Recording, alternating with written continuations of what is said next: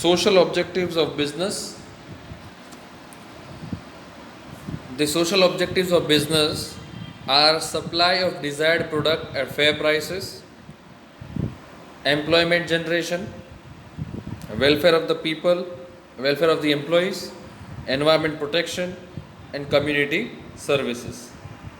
Let us see them one by one in detail now. So, supply of desired products at fair prices. A business should produce and sell products of the desired quality to live up to the expectations of its customers. जो पहला objective था कि supply of desired products at fair prices, यानी जो भी products लोगों को चाहिए वो आप उसकी सप्लाई रखेंगे, मार्केट में उसको देंगे, लेकिन कैसे? फेयर प्राइसेस पे, यानी रीजनेबल रेट्स पे। तो बिज़नेस को ऐसे प्रोडक्ट्स बनाने और बेचने चाहिए जिसकी क्वालिटी अच्छी हो और लोगों के एक्सपेक्टेशंस पे वो खरे उतरे। Secondly, employment generation. Every business should create employment opportunities so that many people can get employment without any discrimination or grounds of caste and creed. Employment generation, इसकी जब बात होती है इसका ये मतलब है कि हर बिजनेस को एम्प्लॉयमेंट अपॉर्चुनिटीज़ खड़ी करनी चाहिए, यानी ज़्यादा लोगों को काम देना चाहिए, जिससे क्या होगा? ज़्यादा लोगों को काम मिलेगा, लेकिन यहाँ पर किसी भी प्रकार का भेदभाव जाति के आधार पे या कलर के आधार पे या रेस के आधार पे नहीं होना चाहिए। तीसरा, welfare of the employees. Business enterprises should provide good working conditions to their employees. They should also pay fair wages to their employees for their work. जब एम्प्लॉयज़ के वेलफेयर की बात आती है तो बिजनेस एंटरप्राइजेस को अच्छी वर्किंग कंडीशंस खड़ी करनी चाहिए, जैसे प्रॉपर वर्किंग एरिया होना चाहिए, ventilation systems, water drinking facilities, sanitation facilities, ये सब एम्प्लॉयज़ के वेलफेयर के अंदर आता है, वर्किंग कंडीशंस के अंदर आता है। उसके साथ साथ उन्हें फेयर वेजेस भी मिलने चाहिए उनके काम के लिए, यानी they should be paid fairly for the work they are doing. Then is environment protection. Business enterprises should adopt adequate measures to protect the environment. Business enterprise को क्या करना चाहिए? सिर्फ बिजनेस को ध्यान नहीं देना है, उन्हें एनवायरनमेंट का भी ख्याल रखना होता है। इसीलिए उन्हें अपने फैक्ट्रीज़ के आसपास और अपनी लोकेशंस के अंदर एनवायरनमेंट प्रोटेक्शन के लिए कुछ स्टेप्स उठाने चाहिए, जिसके अंदर वो क्या कर सकते हैं कि they should use environment friendly techniques of production, कि जहाँ पे वो ऐसी टेक्निक्स ऑफ प्रोडक्शन को एम्प्लॉय करे जहाँ पे पोल्यूशन कम से कम हो और काम ज़्यादा हो सके। और आखिर में community service. Business organization should actively participate in community services, that is they can open schools, orphanages, hospital etcetera for the overall welfare of the society. Community service ज़रूरी क्यों हो जाता है? क्योंकि बिजनेसेस भी कम्युनिटी से ही आते हैं, वो लोग ही बिजनेस को शुरू करते हैं और लोग भी किसी ना किसी समाज का हिस्सा होते हैं। इसी रीज़न से कम्युनिटी सर्विस को यहाँ पे ध्यान में लिया जाता है, and therefore it is known as one of the social objective. Now we are talking about the profession. What is a profession? So a profession is an occupation that requires highly specific and in depth knowledge of the relevant field. Profession क्या है? एक occupation है जहाँ पे आपको उसको करने के, उस फील्ड को काम करने के लिए नॉलेज इन डेप्थ होना चाहिए और स्पेसिफिक होना चाहिए। ठीक है, जैसे अ मेडिकल प्रोफेशनल से a doctor, so a doctor should have specific and in depth knowledge of his medical field. A teacher teaching a particular subject should have proper knowledge of the subject that is teaching. Okay, so every profession is different from the other in terms of knowledge and skills required to practice it. हर profession दूसरे profession से अलग होता है और एक profession को सीखने में जो नॉलेज लगती है वो दूसरे में नहीं लगती है। The knowledge is also different, you will require different skills also to practice it.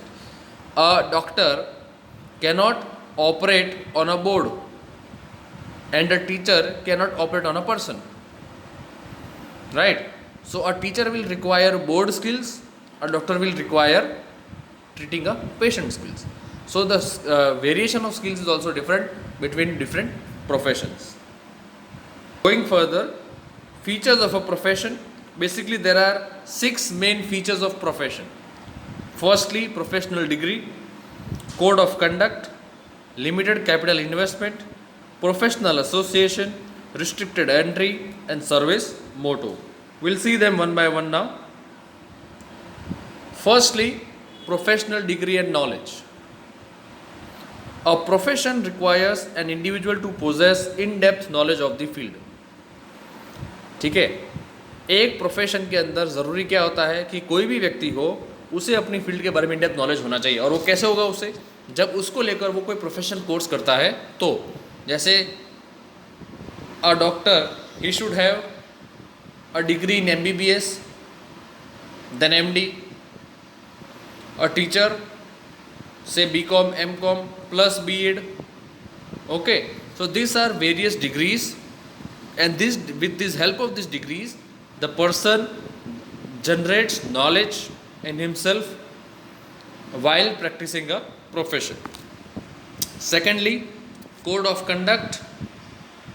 Every profession follows an ethical code of conduct as prescribed by the concerned professional associations.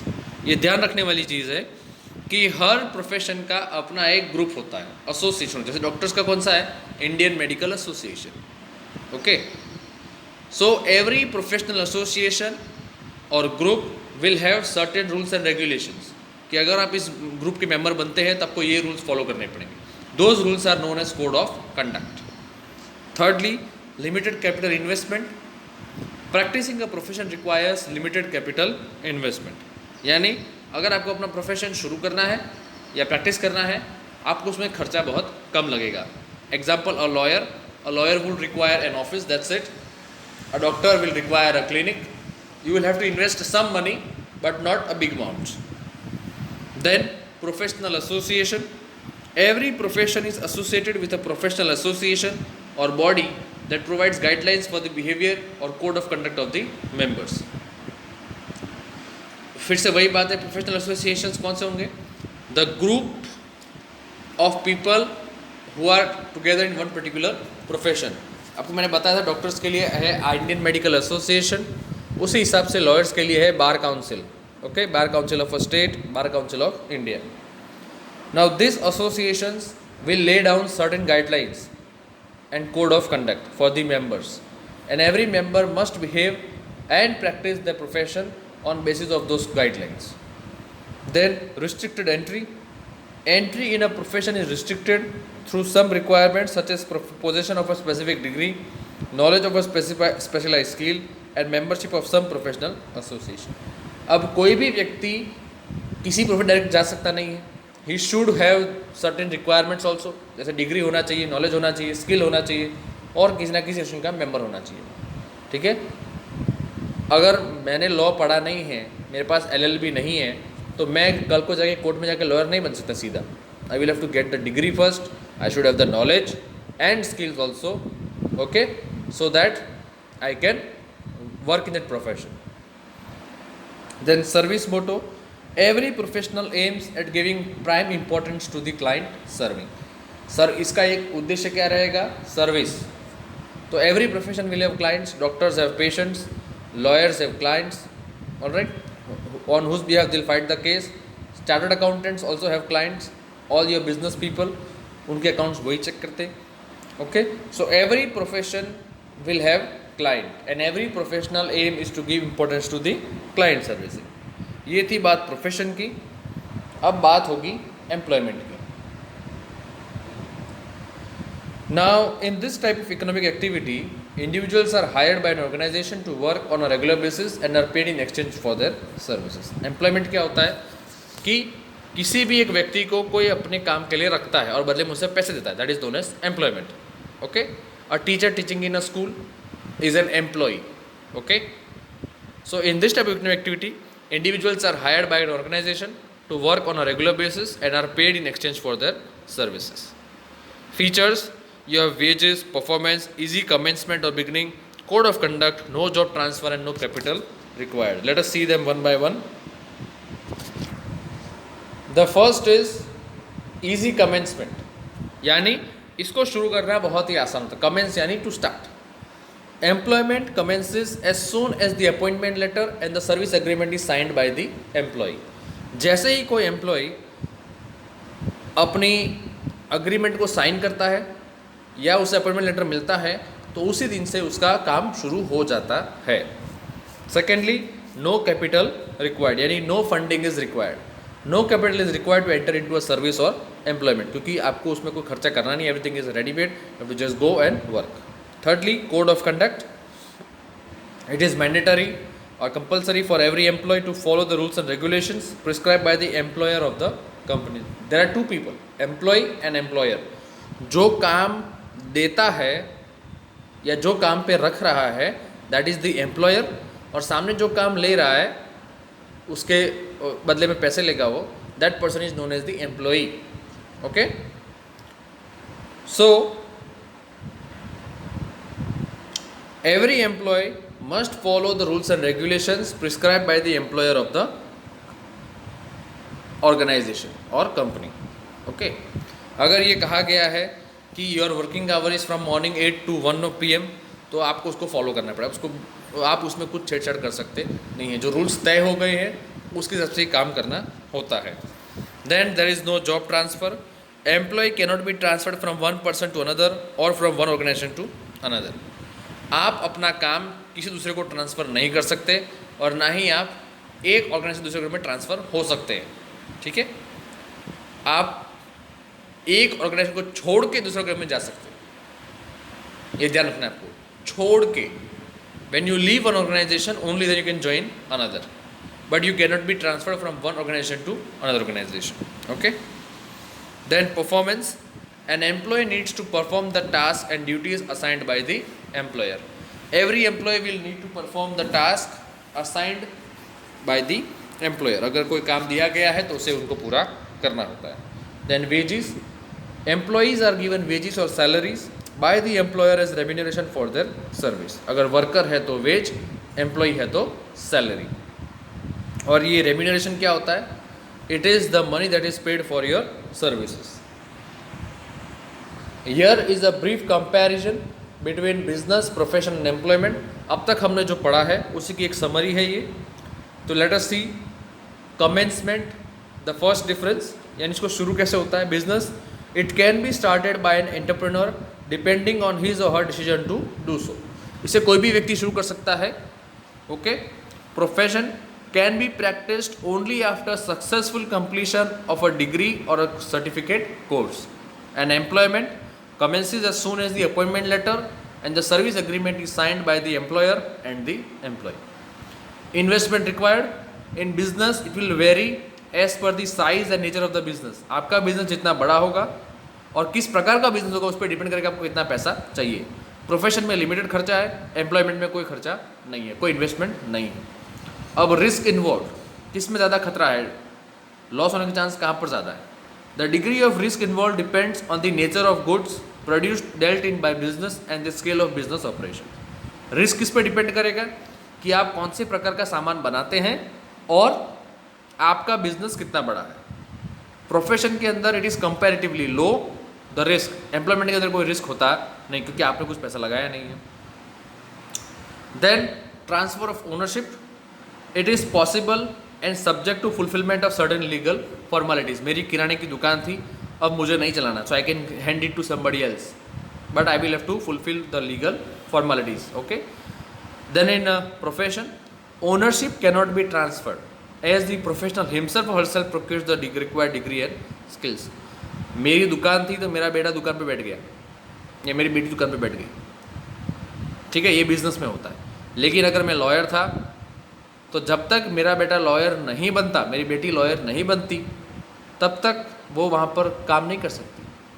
So ownership here in profession cannot be transferred and when comes to employment, so again ownership cannot be transferred. If I am working for a place, my son और daughter cannot join that place until and unless they become an employee of that organization. And lastly is the reward or remuneration. In business you get profit, in profession you get fees, and in employment you get wages or salary. Then code of conduct.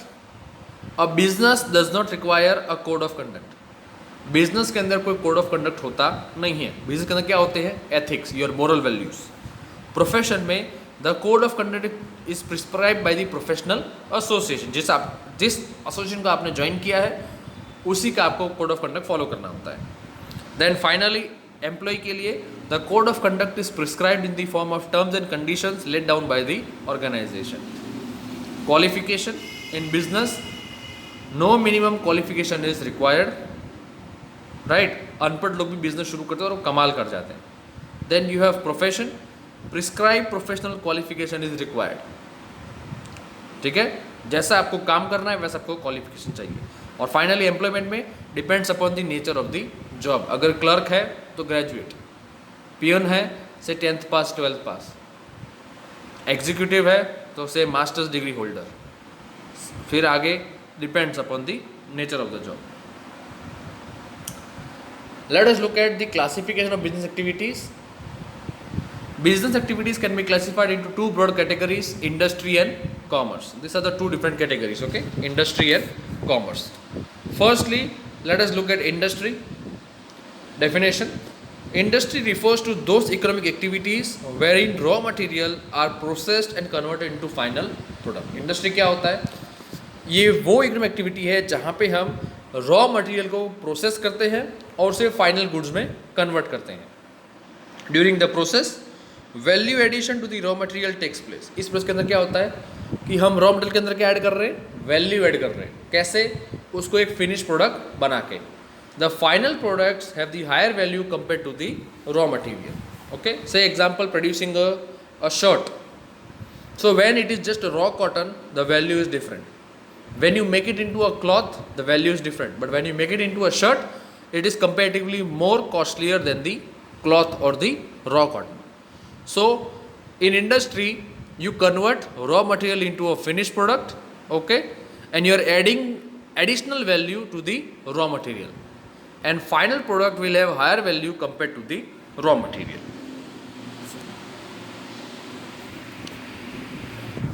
Looking at the classification of industries,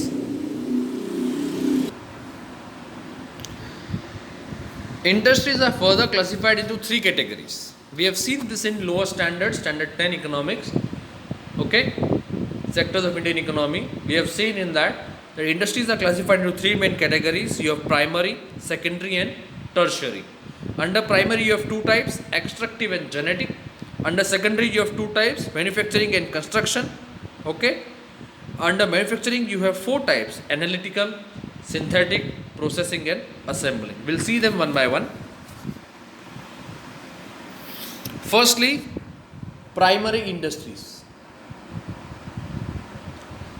These industries undertake activities related to the extraction and processing of natural resources.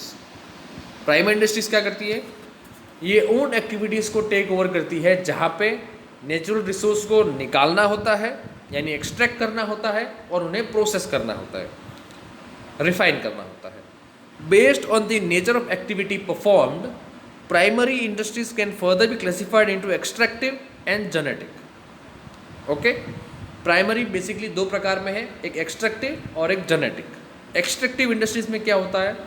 These industries deal with the extraction and refinement of natural resources. Industry किसमें deal करती है?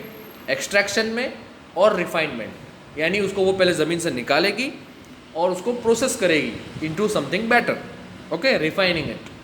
Then secondly you have genetic industry. These industries undertake activities related to the breeding of plants and animals that are then used for further production. Okay, say high yielding variety seeds. It is the genetic changes taking place in a plant from where you get high yielding variety seeds, and then this will further be used for another reproduction. Secondary industries.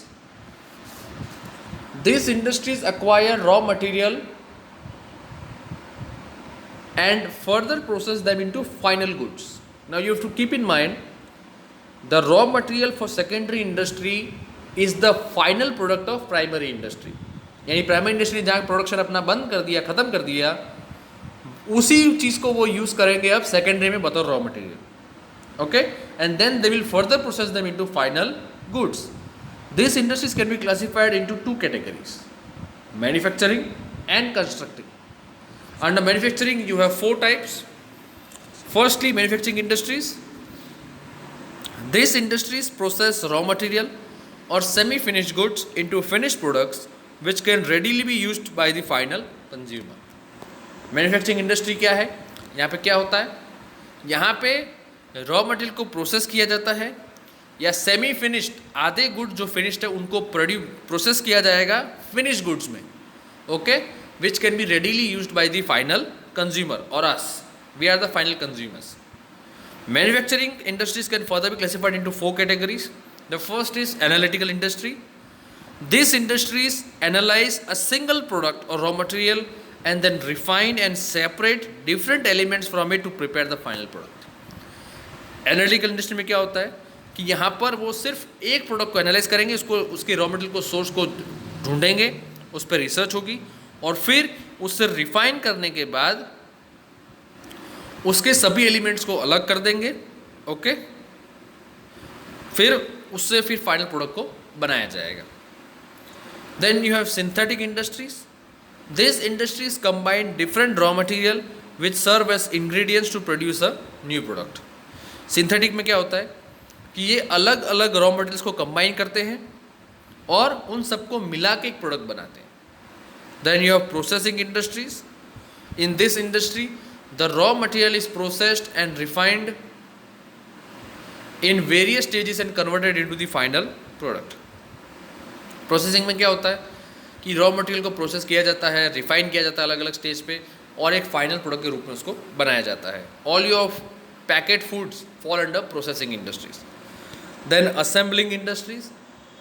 These types of industries combine various smaller components to form a new final product. Example, car manufacturing, it falls under assembling, where different parts of cars are brought together at one place and a product is created.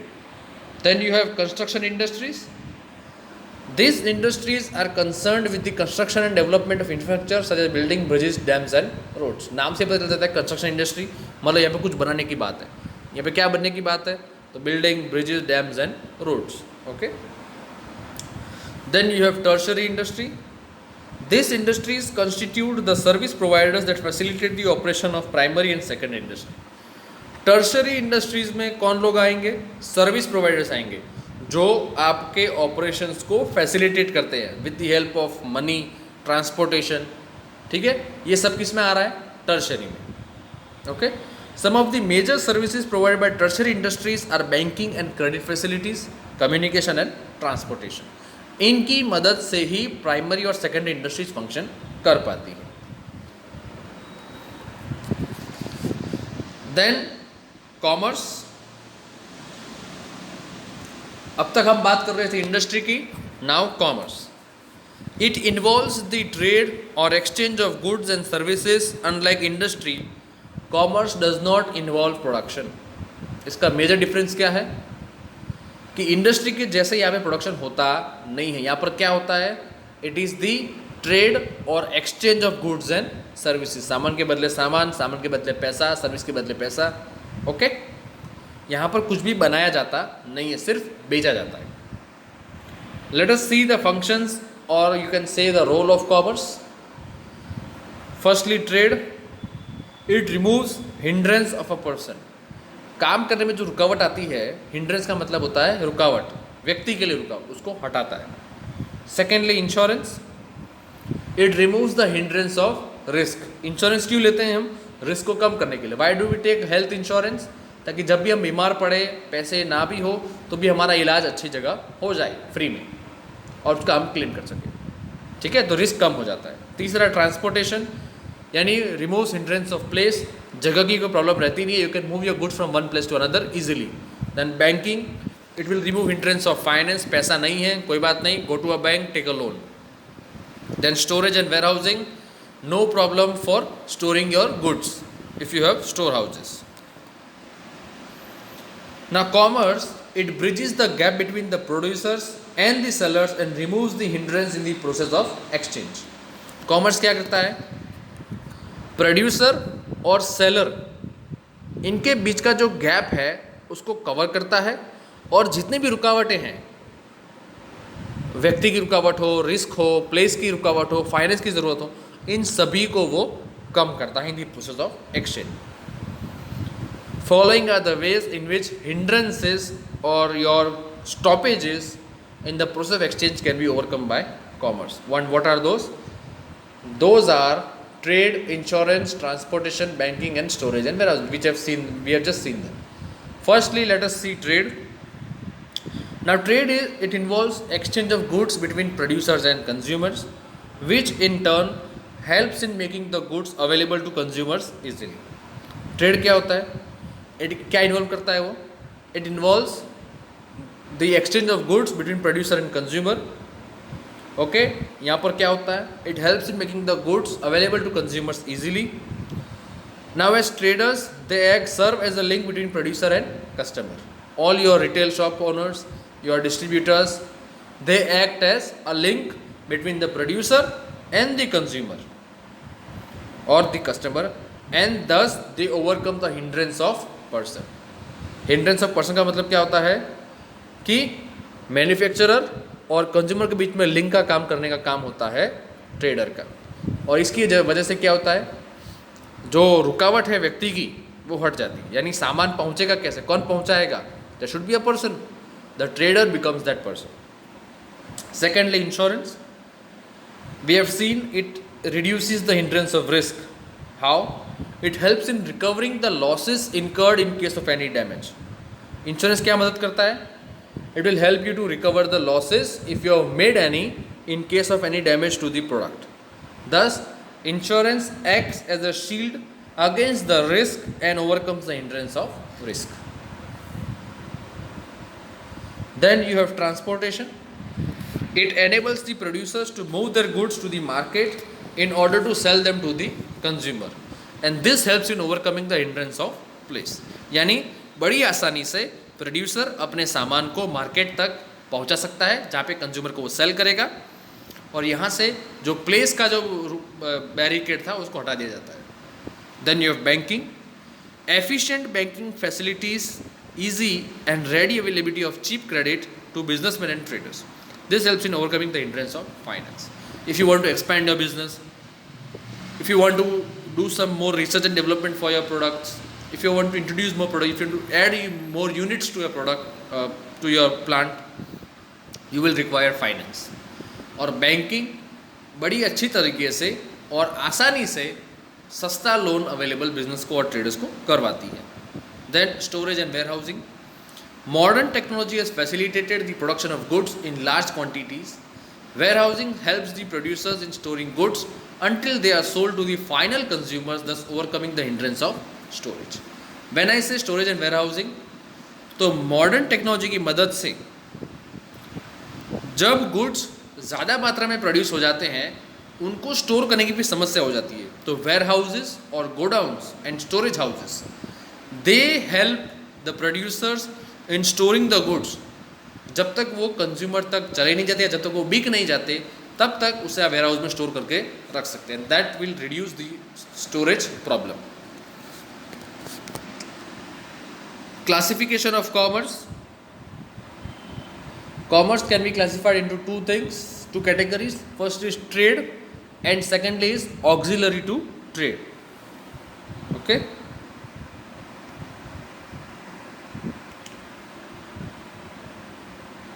This is the last topic for today. Now trade, it refers to the buying and selling of goods and services. Trade को क्या कहेंगे? Buying and selling of goods and service, that is trade. Classification. Trades can be classified into two main categories, external trade and internal trade. Internal trade क्या होता है? Which takes place within the boundary of a country, and external trade outside the boundary. Under external trade you have import, export and entrepot. Will see them. Under internal trade you have retail trade and wholesale trade.